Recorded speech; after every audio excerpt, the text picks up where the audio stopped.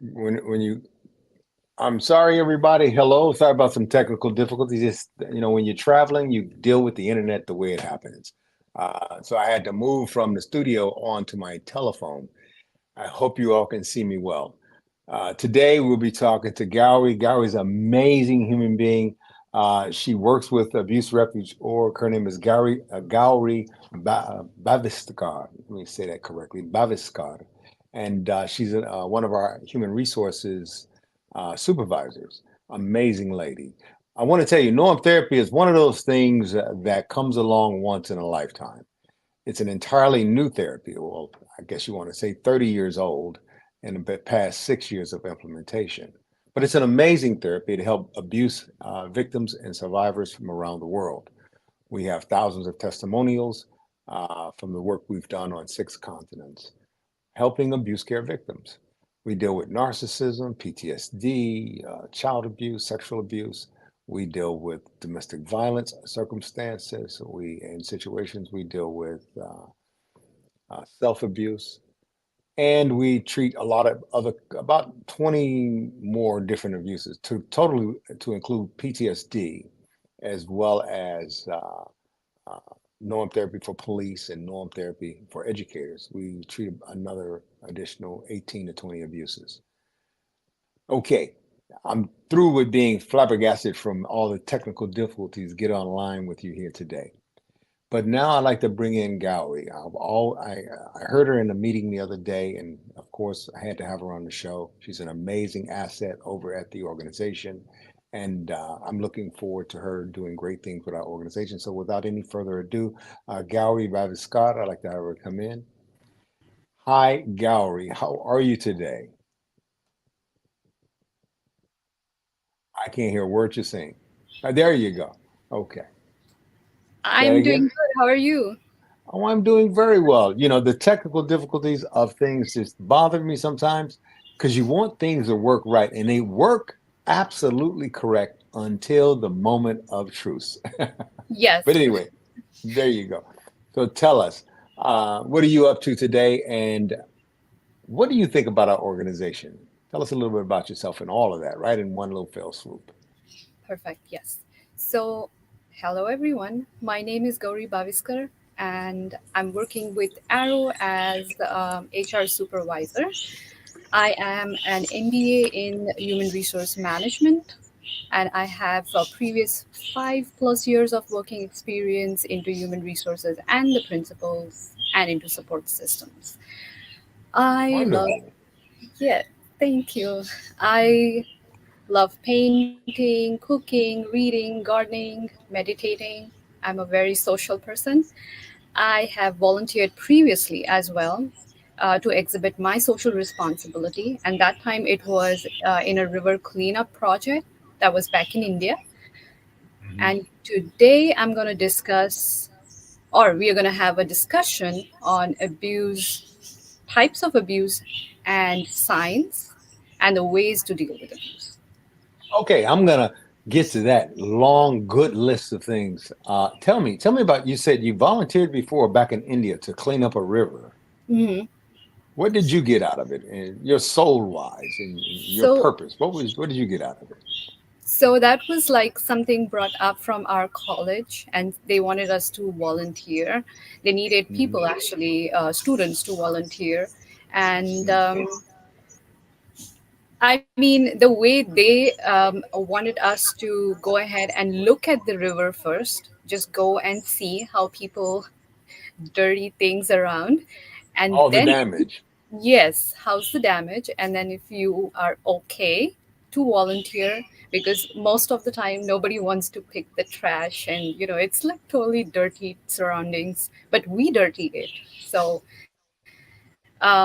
we saw that. I felt bad. So I'm like, let's go ahead, let's do something for a cause. So we went And for how it. well? What kind of a job did you guys do? So we first got like all our supplies, went to the spot, did a cleanup. Okay. Okay. Yes, a river cleanup. The best thing was when we it was like harsh job of 3 to 4 hours, more than that, I would say. The 3 hours and 4 hours was actual cleanup, setting up everything. And this was in India. This was in India. That was in India. And then What part of India? What part of India? it's in Pune.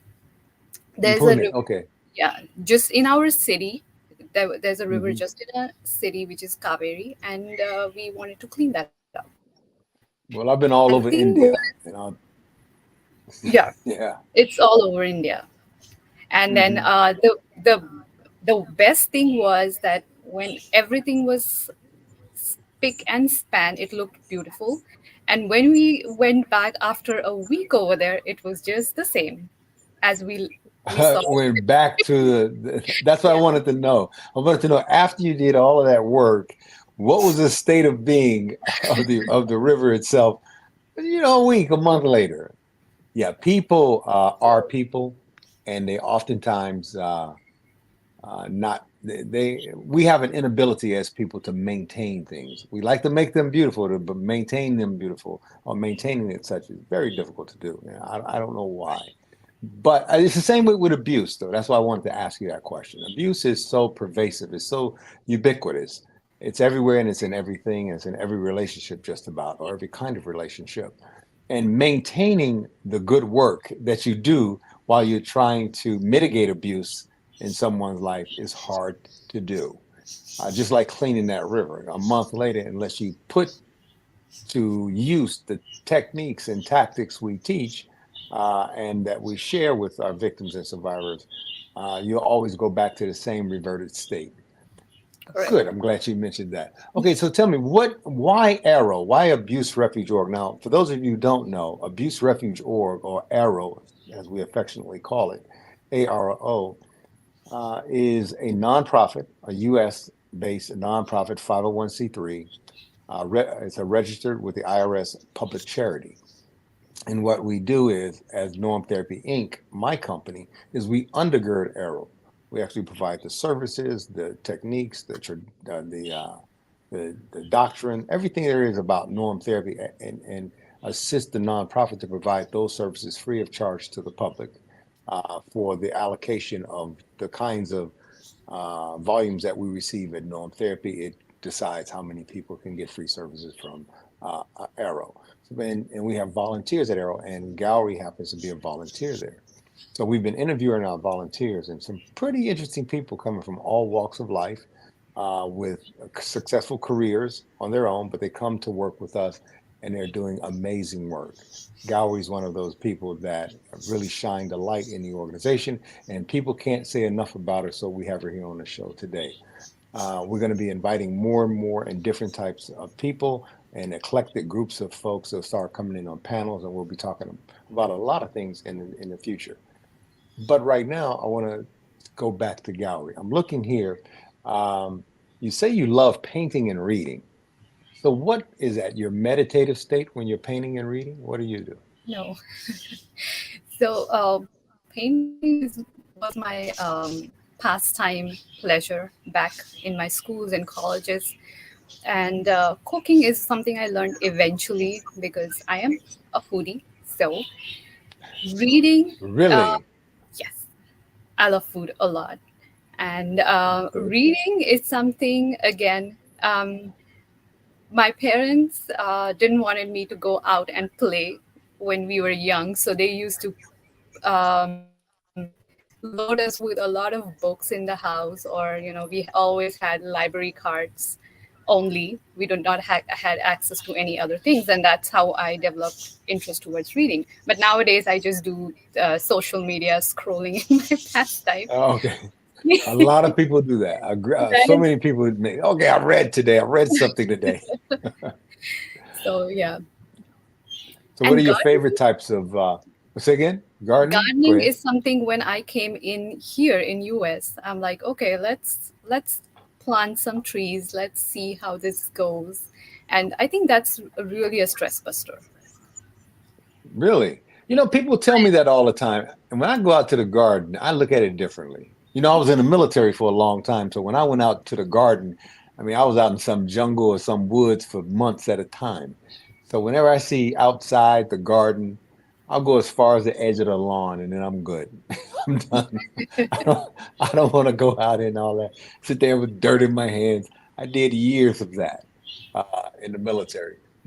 Not to shun what you do, but you find peace in your gardening.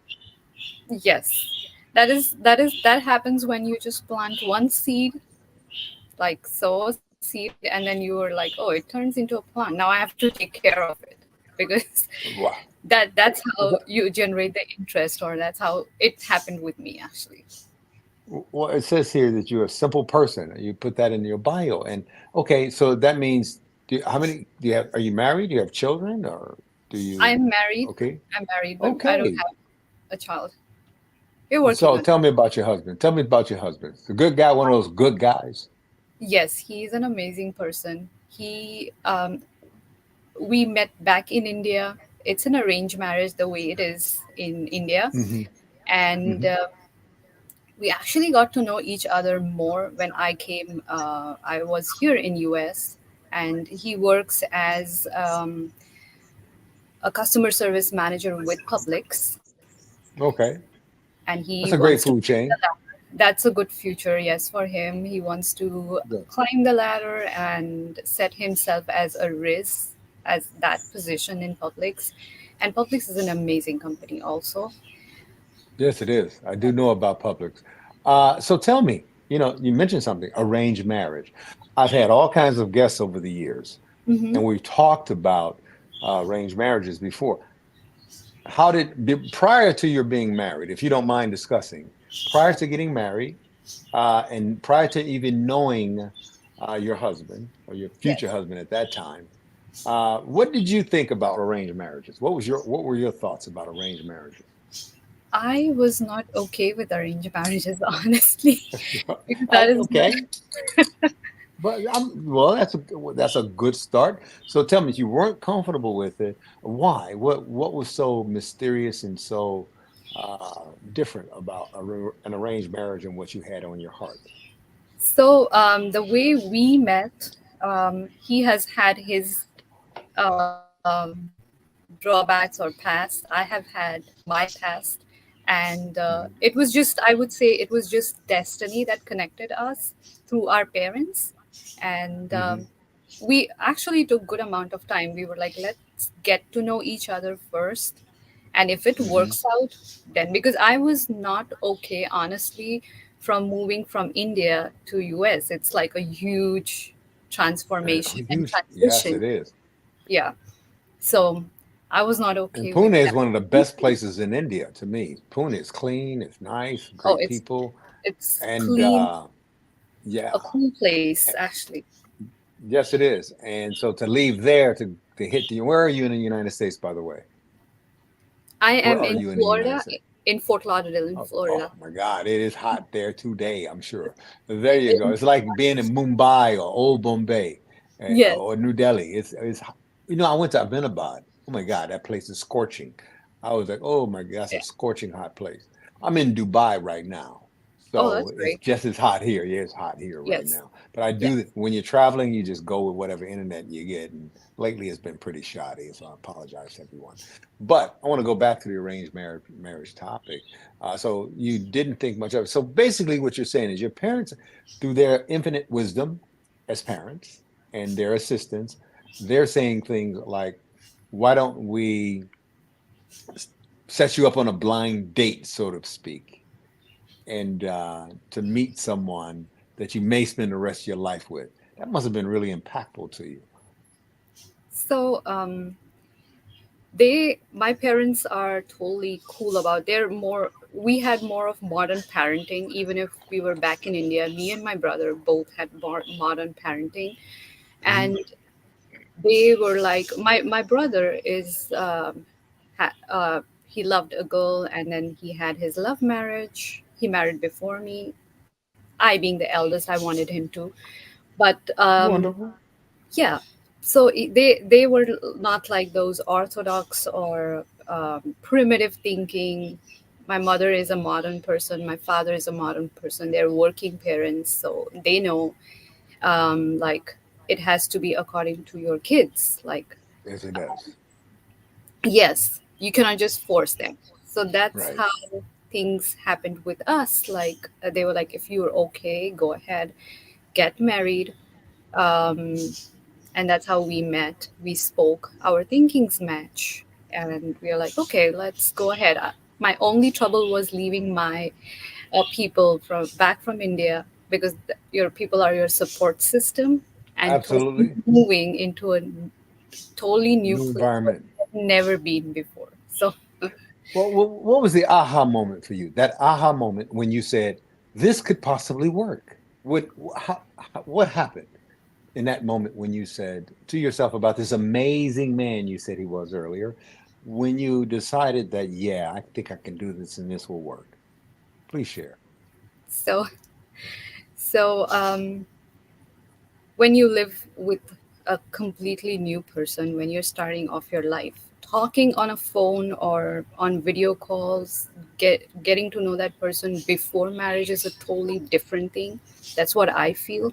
And Mhm. actually living with that person under the same roof, sharing your bathroom, your bed, your everything, your whole life and space with that person 24/7 is a totally different phase and thing.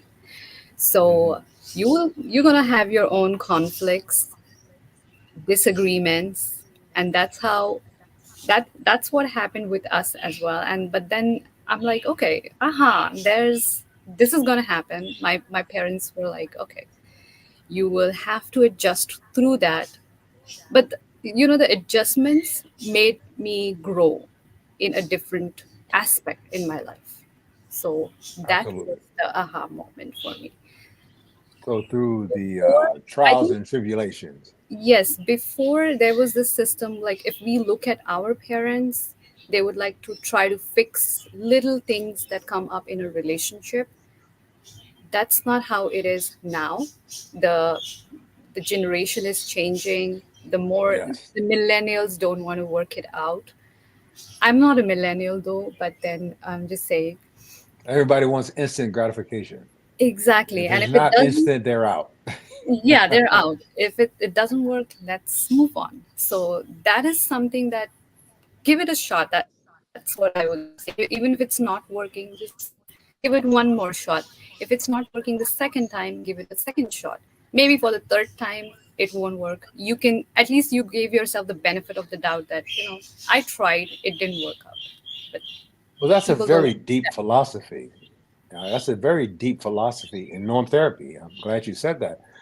We teach our victims and survivors is exhaust every measure you can to stay Exactly. in your circumstance and make it better. And once you've exhausted everything, then you can leave without turning around and looking back.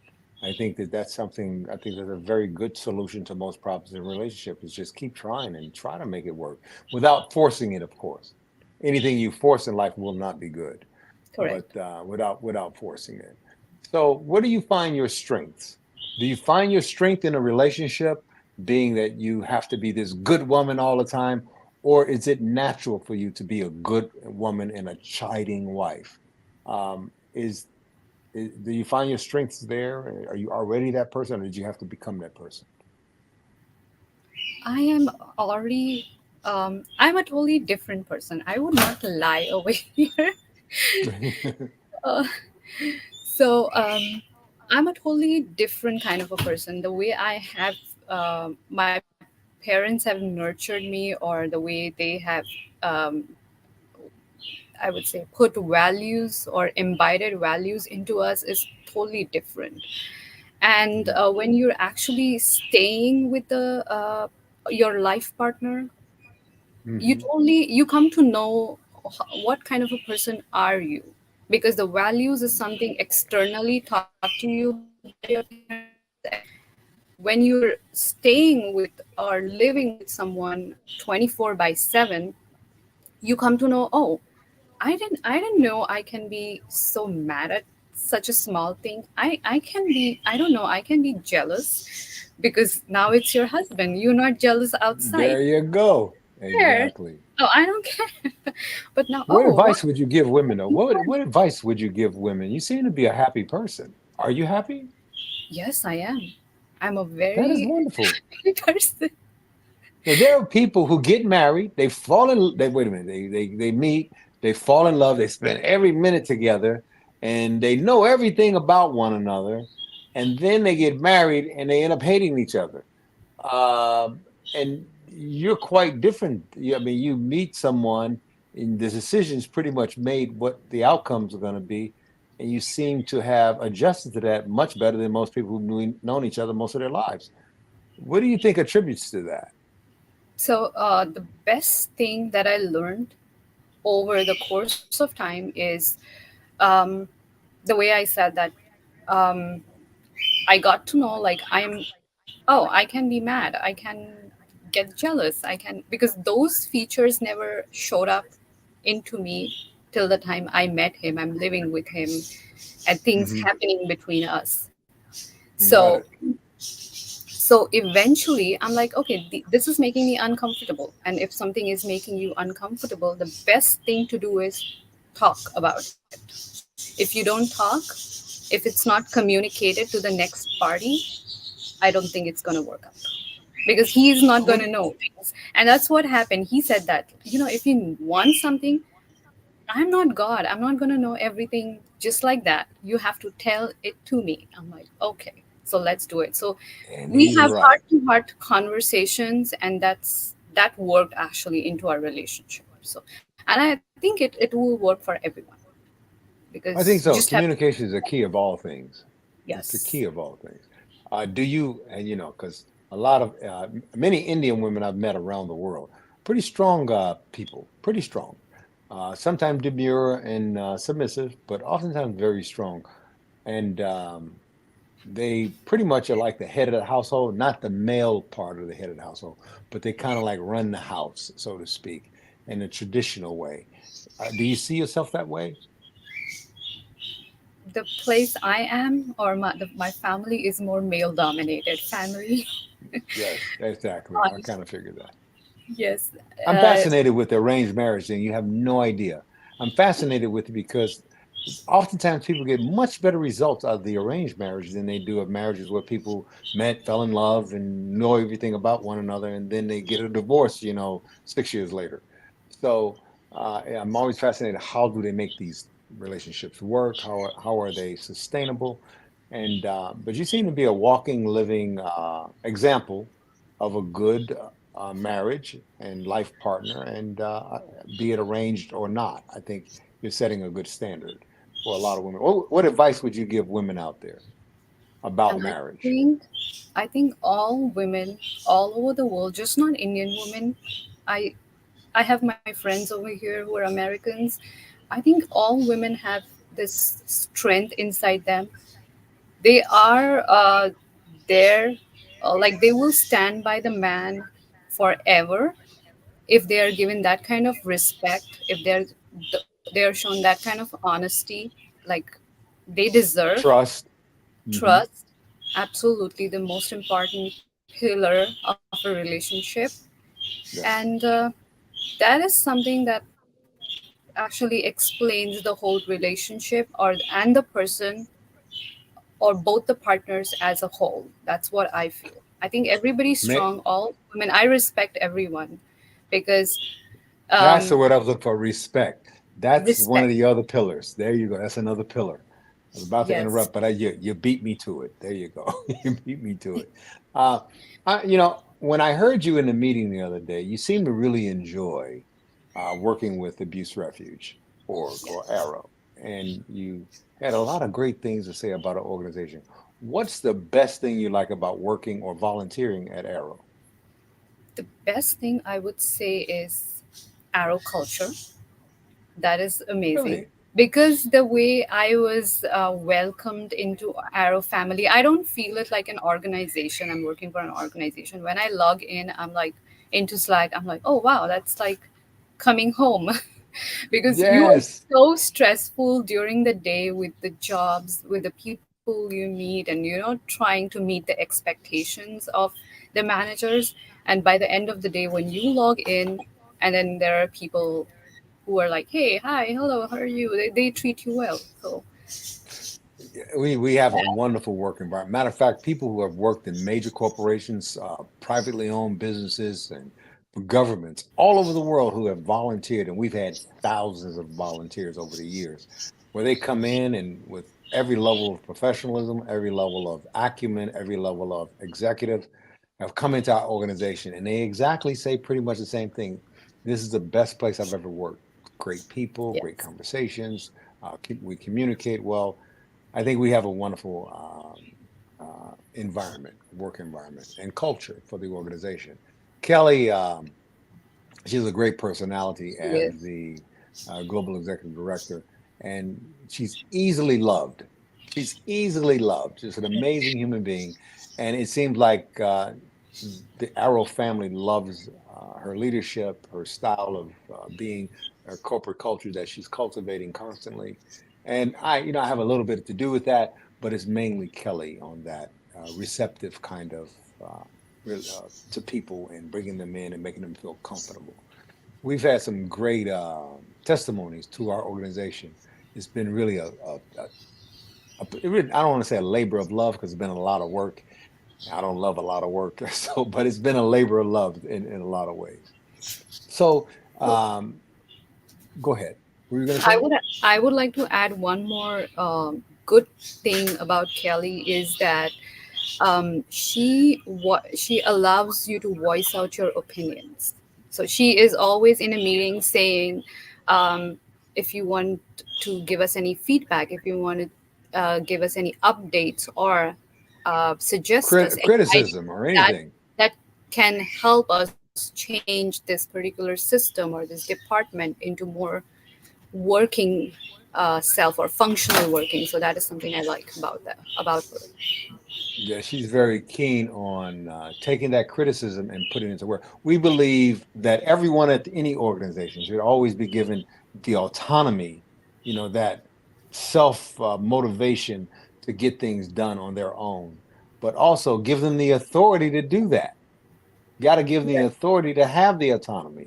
And then after they have both the authority and the autonomy, we believe in giving the responsibility to them as well. So if you operate anything in any business environment and you don't grant your people the authority, the autonomy, and the responsibility to do the best that they can in the organization, you're going to always get less results. We believe that wholeheartedly. So that's why everybody has a voice at the organization.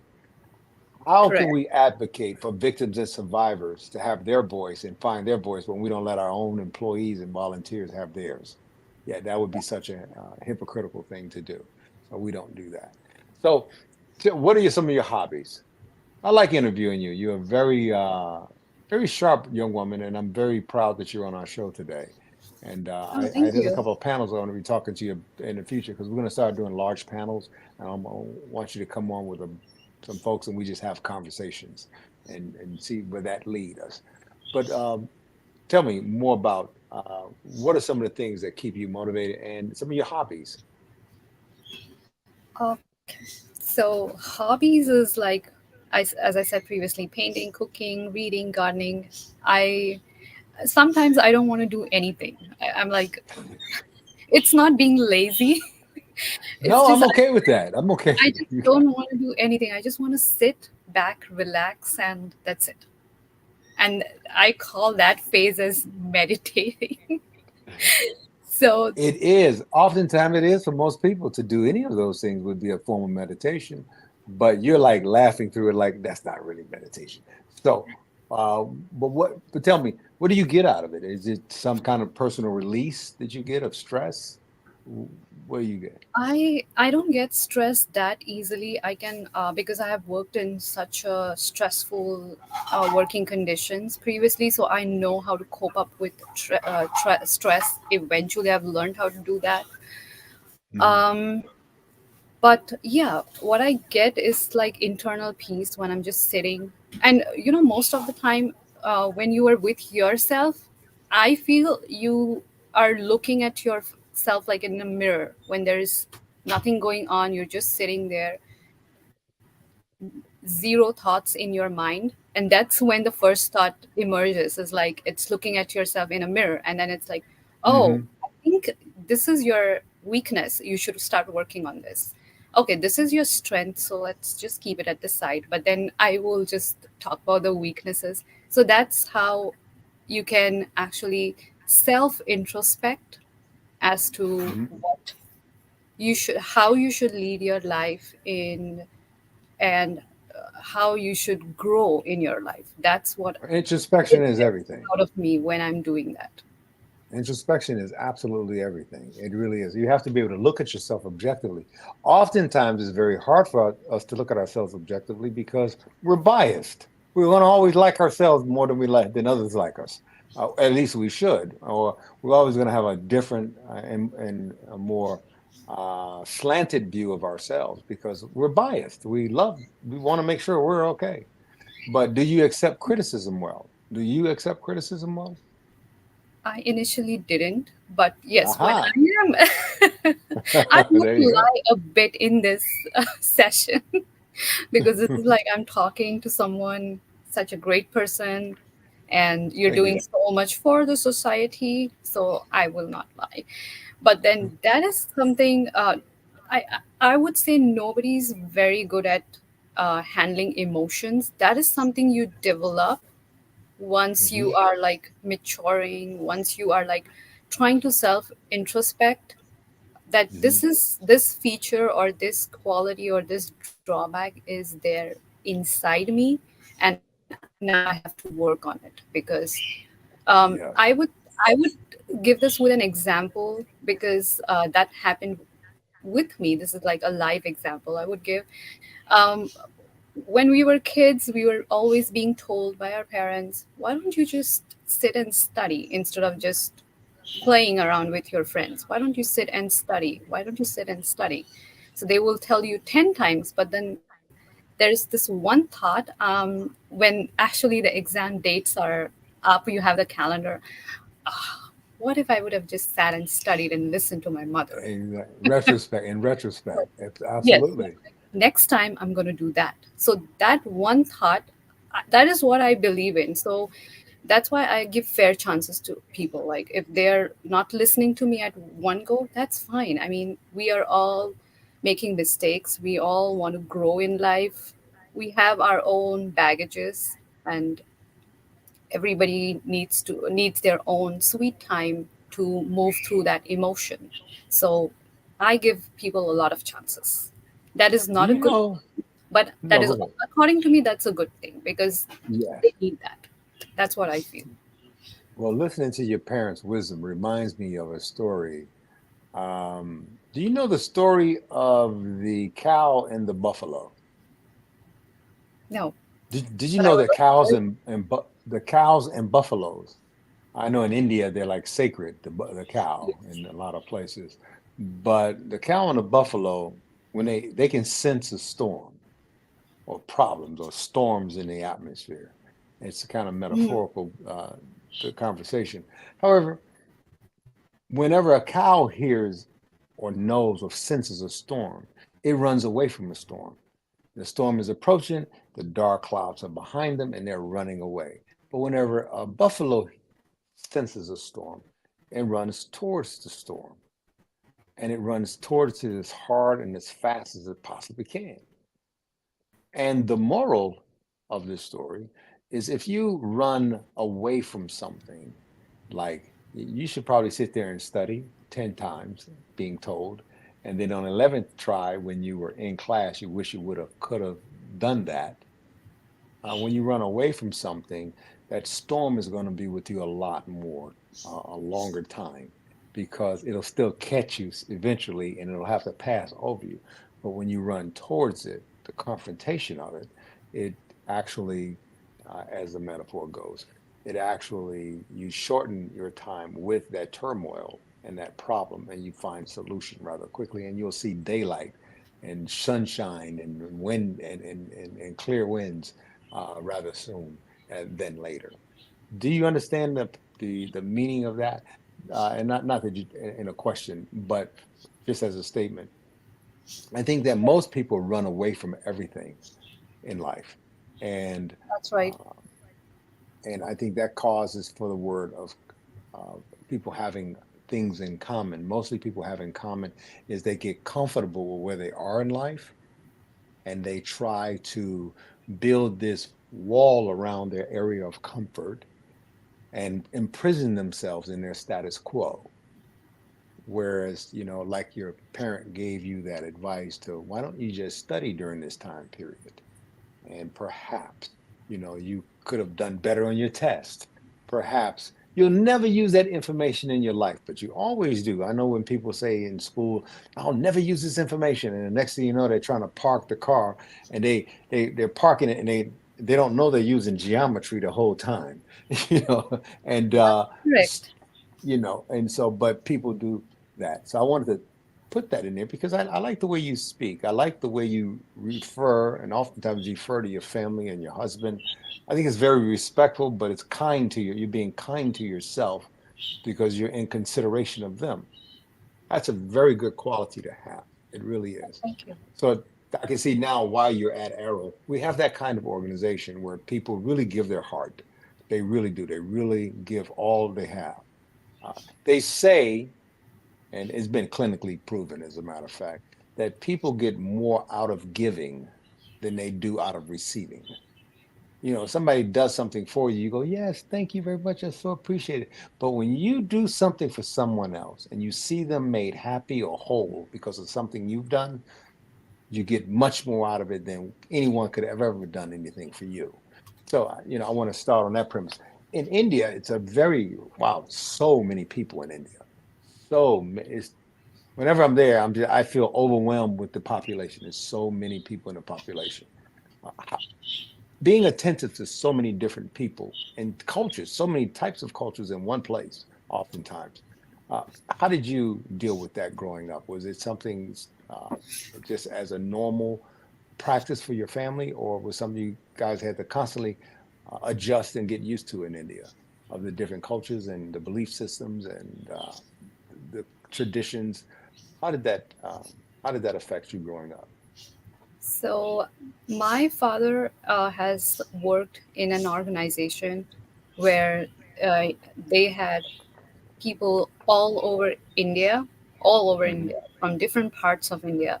So the way they used to have like these office parties, we were also invited, and we Hmm. met so many good people actually, and great people with so much diversified knowledge. That is something that I actually believe in. I mean, the political system in India is something I don't want to talk about. But then, just to give a gist of it, is dividing people into a set of races. That Hmm. is something I don't like. But Nor do I, of course. being grown up, yeah, because what I can learn from my race is something very constricted to that, or thinking, the laws, the practices is something very restricted to that race. And if I don't go ahead and interact with other people from different races, how will I grow as a person? The more you are exposed to other people or other different religions, different cultures, the more you learn from that person, because I believe that everybody has something that you can learn from. That's a even fantastic perspective. even like you can learn. Honestly, back in India, my mother taught me that if you can learn something from a president, you can also learn something from a beggar. I'm not saying Yes. it in a bad No, way, but no, but I know what you mean. But there are beggars in the world. I mean, there's a yeah, you class can of learn people who beg. Nothing wrong with something that. from them. They will give you best pieces of knowledge than what a president can give you, because they are dealing with that on And daily living it. basis. And Yeah, living it. the struggles and Experiential everything. knowledge. It's more, that's something that you can learn from. So yeah, Absolutely. so I Experiential think knowledge is everything. That experience that they have, you can live vicariously through people, oftentimes by listening to their stories. There's an old saying that even the dull and the ignorant have their stories too. So you should always listen to just about anybody when they have something to say. You never know how it will apply to your life. It seems like you, at a very young age, are using wisdom to help guide you in not only your marriage, but your work ethic, your education, as well as how you operate as a human being. I think that's very commendable to what you to be on this show. See, forgive me for moving my head a lot, but the way I got this camera set up, I didn't fix it the correct way. Because every time I move this way, my head moves that way. When I move my head this way, it moves that. So I'm like sitting there going, "What the heck is going on with this whole interview?" And it's kind of distracting. So please forgive me. I don't Oh, normally do it on my phone. But okay, here let's go into something else. Kids. So, are you guys plan on having children? not anytime soon. We're just trying to Well, that's concentrate on okay. our careers. That's it. I think that's a very novel approach. It's a great approach to family and children. I think if you rush into anything, especially children, it could end up being, your downfall. You want to spend enough time together, with your husband. You want to travel. You want to get your careers on the right path. You want to set up the environment for kids if you're going to have them in the That's future. right. Yes. Okay, and yeah, I think preventative maintenance is, like I mentioned earlier, is everything. So the methodologies that you use uh, in dealing with people and the different abuses that mentioned here, what are some of the abuses that most interest you to help people in, if you don't mind my asking you Yes. So when I would like to give a little more brief information about that? how why I chose this topic is when I joined Arrow, I have this habit of going through the company website, getting all the knowledge, how the company functions. So that interests me is like I would have never said yes to abuse. I would say, I don't know how to put this into words, but I would have never said yes if it was like, my friend said, okay, go ahead and interview for this company. She did not give me so much insight. But when I went ahead and looked at the website, I'm like, oh, this is something that is happening in the world, and this is not right. So I did a lot of investigation research. So I'm like, let's talk about abuses. Like, what is abuse? Um, so there are I didn't know there are 21 types of abuses. Honestly, There are many uh, more, believe it or not. We just championed 21 plus the three additional yes, areas. yes. Yes. And how can people misuse something that they have? It's like a little shocking. It's shocking for us because maybe we don't do that. That's why it's shocking for us, but then things are happening outside in the world, and that is really saddening. But what I felt was a child abuse. Why would you abuse a child? Because children are so innocent. They whatever whatever you try to impart on them, like a very basic thing also, Hmm. and if it's set in a right tone, in a right way, they will understand that more better, and it's going to be for the lifetime. So it's Yes. going to impact them for the lifetime. But And there are certain personalities, just to go to that theme, and I want to share that before you continue. There's certain personalities, mhm, sociopaths, narcissists, there are psychopaths.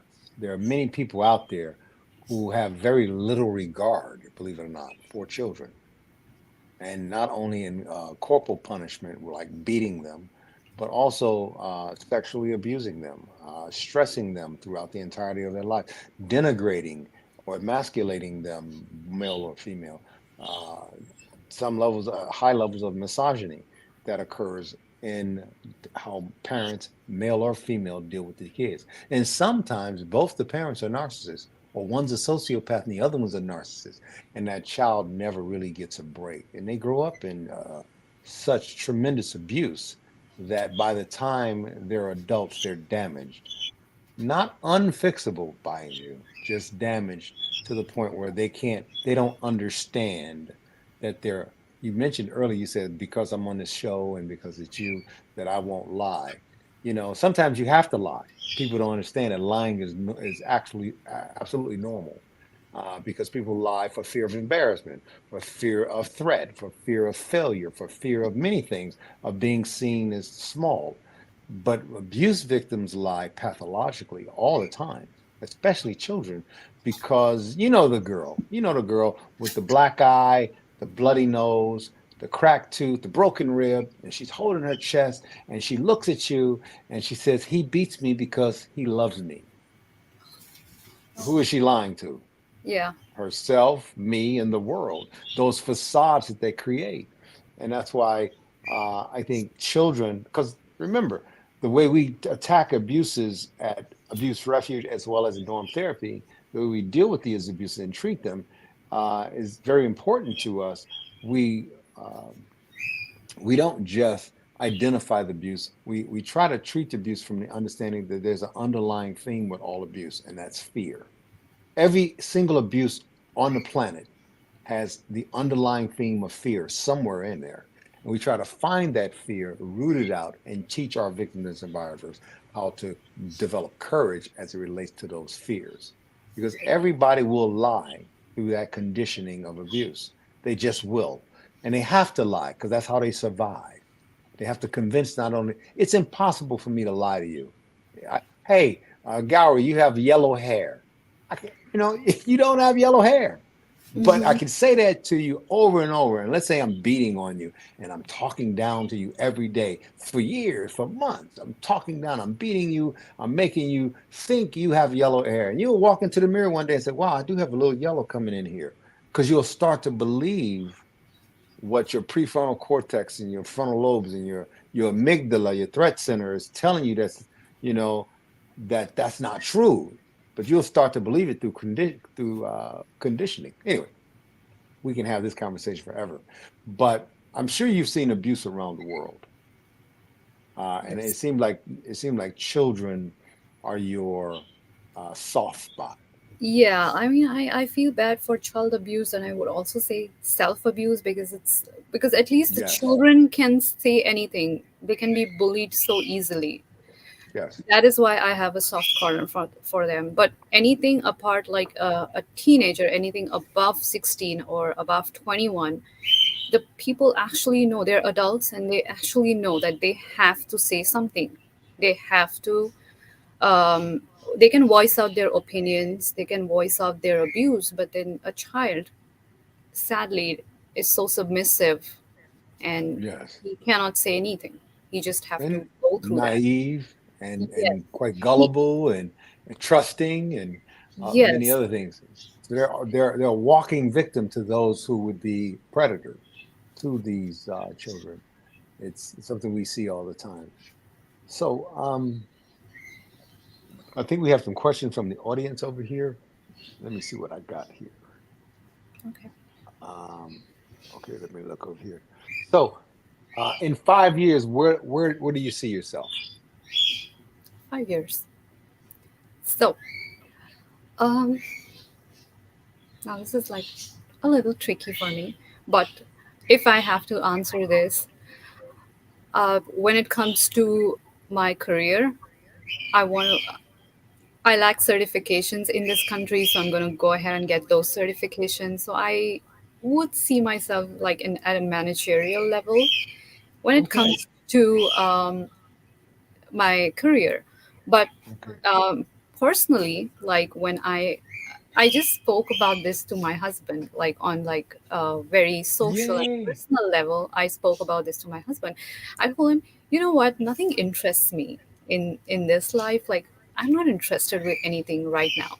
So he's like, "What? Are Hmm. you going to just leave your job and just sit?"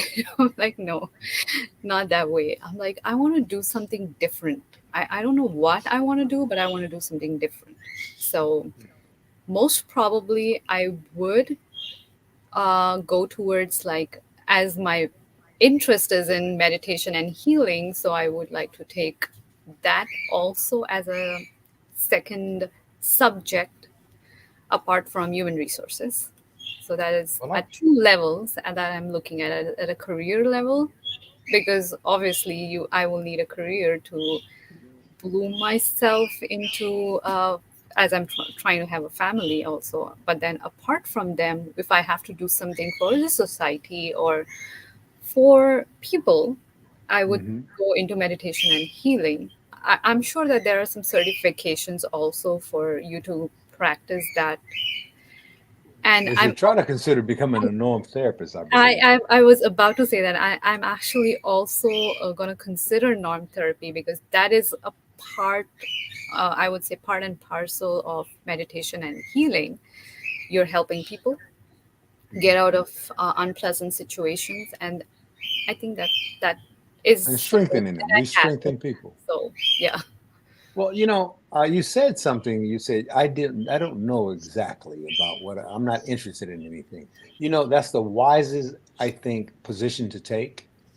I think there's more wisdom in what you don't know in life than what you do know. There's a lot more wisdom in what you don't know. But when you do know something, what happens? As soon as you know something, you put on those blinders and you go straight for it, you focus and you get it and you go after it and you achieve it. That's okay. Mm-hmm. But you miss all of this in the process. You miss this. You just go straight for that. And I think that when you don't know something, all of this becomes a possibility. Right. And it's okay not to know. And that's why I think most people uh, experience a lot of self abuse because they're afraid of what they don't know that's coming next. And they Correct. don't know how to deal with it. And I think you take a very good approach, a very useful approach to not knowing. And it's okay that you're comfortable with that. And I think more people should be comfortable with the fact that they don't know what they're going to do next. And that's even better because it widens your perspective and it widens your berth. You got more to deal with and more to consider.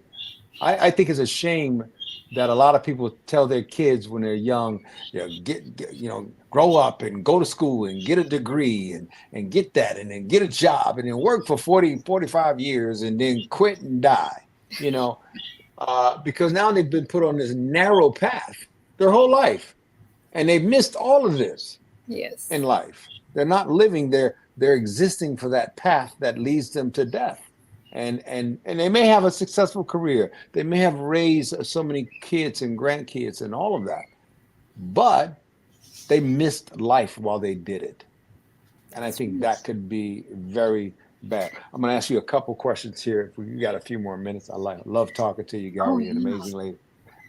Okay, so after having moved to the U.S., do you think you'll ever move back to India? My husband doesn't want to because he's been not born, but he's been raised here, so he Hmm. loves USA. I also love USA. Honestly speaking, it just takes some time for you to adjust into a different country. I would say even for me to adjust into a different state, if I have to move from Pune to Mumbai, if I was back Hmm. in India, it was difficult for me, honestly speaking. So yeah, it takes some I can time. believe that. You take your own time to adjust to people and surroundings, and I think I have adjusted well. So I would like to stay here, but if he wants to go back, I don't mind. I am so much not with the like the places. I can adjust anywhere. If you throw me on the moon right now, I will adjust. So long I, as you got your husband and your people around you, you're happy, right? I I will just not just live. I will flourish in that place for sure, and I will make That's others wonderful. the same way. Like I will make their lives happy too, along with me. That's a wonderful disposition. It really is. It's a wonderful disposition. Okay, so what was the most important lesson you learned from your experience of being in an arranged marriage? And what advice would you give to those women out there who find themselves in similar situations? So like talking about marriage in general, just not arrange or love, but just marriage in general. I would say when you're dating a person or talking to a person, it's totally a different person. You should Mhm. always take a lot of time in getting to know, ask the right questions initially to the guy. Um, I would also say ask right questions and get right answers. See what the future has for you from him, and what are you willing to give as well. Because it's just not about that other person giving you stuff in a relationship, like your like financial security, physical security, or everything else related to that Mhm. marriage that comes with the marriage. But it's it's not always taking, it's also giving what you can give, Absolutely. because Absolutely. that is adjusting.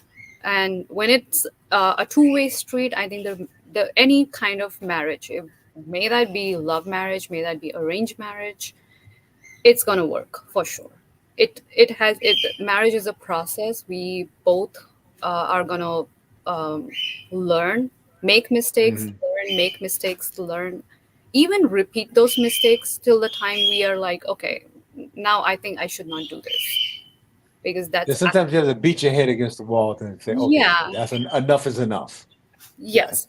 So I think women should be just a little strong, independent, because that's the need of society these days, and a little strong, I would say. Yeah, I hear this all the time, and we can talk about this for a few seconds. We have a couple of minutes left, 5 minutes. So I want to talk.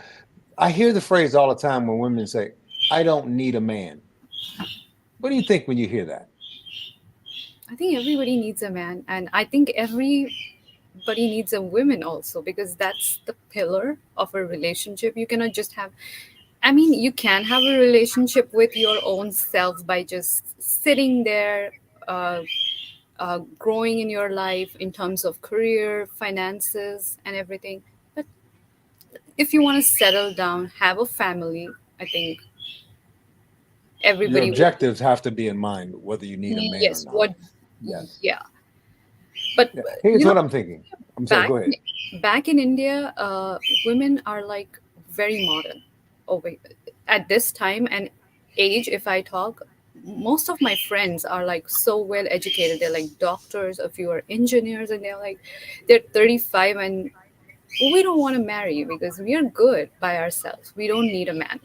Like, okay, good for you. That's fine. Absolutely, I respect their thinking, the way they are in their life, because it's very difficult to adjust with someone later on after a certain age with someone. So that's what their opinion is. But My that's experience dealing with patients, that's a form, I think, a form of self-abuse.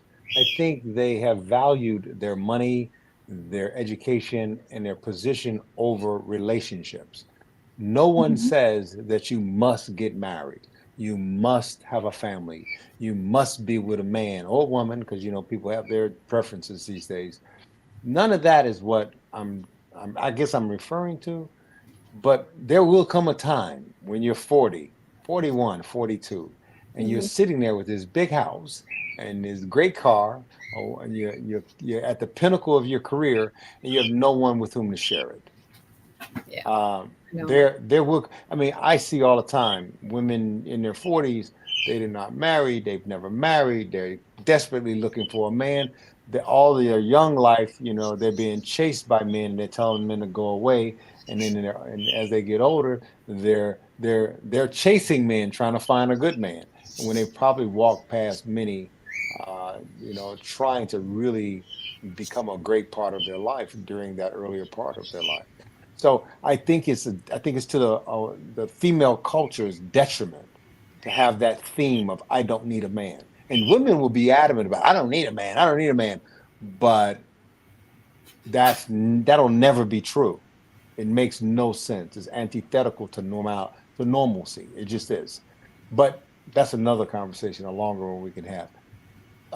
If you had anything to say to our audience, what would you say to our audience that you want to leave us with today? Oh, first of all, thank you for listening to our great session with Michael. I enjoyed the session, and I look forward to having more. I was nervous initially, but I You think did that well. that really, yeah, that was maybe you're the best host. Well, thank you. Yeah, I was Maybe they'll nervous. give me an award one day. Who I knows? was telling But Kelly that I am nervous, but then don't worry the about it. You did way wonderful. you comforted me, the way you allowed me to say things at the right pointers, at the right point, that was great. And the last thing I would like to say to audience is, like, with all the conversation we had during this session, is let life happen. Don't take it so seriously. Enjoy, sit back, relax, and let life happen to you, because that's the purpose of us being brought on this earth is just experience life. If you were Absolutely. sad, experience that sadness. If you're happy, experience, like, let that sadness so be involved into you, or you should be so much drowned with that sadness that you you take the lead, and you, when you drown yourself, you take the lead and you come up. If Absolutely. you give lead to others, it's never going to happen, because you'll be going to be That's true. dependent on them for everything. So the best thing is just, if you're sad, that's fine, let life happen to you. If you're happy, that's experience that happiness. Not everybody is that fortunate to experience happiness in their life, and you're getting the opportunity, so just do it, get it. You're Well, blessed. Gauri, thank you for that advice. I'm going to read these last notes and get us out of here. I really Perfect. enjoyed having you on the show today. I really did. And Thank you, Michael. so I'm going to tell our audience now, if you've enjoyed and got something out of today's live podcast, share this live session with a friend who could benefit from this message. Please go to Arrow, go to goarrow.org or normtherapy.com and explore our opportunities and seek help for yourself or someone needing our services dealing with 21 different abuses in the four other areas to include PTSD, uh, drug and sexual abuse that we'll be working and developing in the future. Also, abuse mitigation for police as well as educators. We'll be talking more about that as well. And if you're interested in participating in our live sessions as a guest, like Gauri today, please send your information to contact@normtherapy.com. If you're a victim or survivor and you need in sessions, please send email to that as well. The same address, contact at normtherapy.com. And thank you for joining us. We can't wait to see you again this Sunday, June 30th, which is my mom's birthday, Oh, at happy 12 birthday. p.m. Well, she's no longer with us, but we celebrate her birthday every year anyway. Uh, we we can't wait to see you again on Sunday, June 30th at 12 p.m. Eastern Standard Time, where I'll be interviewing Messi Obuela. Her name is so difficult, but she's a norm therapist, as a matter of fact, a truly amazing woman. And I look forward to having her on our show. Gauri, I really enjoyed you. Thank you very much. I wish you and your husband and your family great success. I'm looking forward to having you on some of our panels in the future. I love your perspective, and I think this was an excellent interview. Thank you very much for being here. Thank you, Michael. Thank you for having me. You have a great day ahead. You too now. Bye bye. Thank you. Bye. All right. That was good.